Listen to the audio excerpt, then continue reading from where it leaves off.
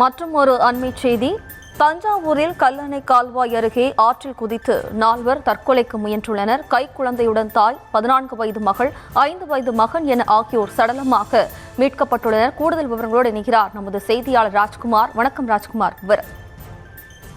வணக்கம்.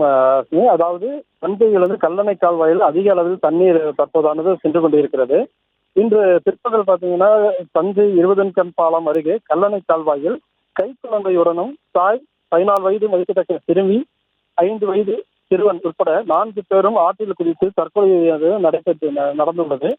இது தற்கொலை எதற்காக பண்ணியுள்ளார்கள் போலீசார் தீவிர விசாரணையானது தற்போது செய்து வருகின்றனர்.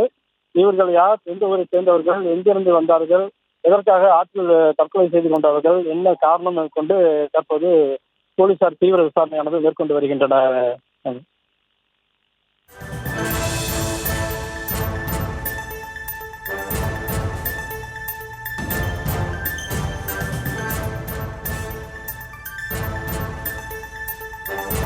விவரங்களுக்கு நன்றி ராஜ்குமார்.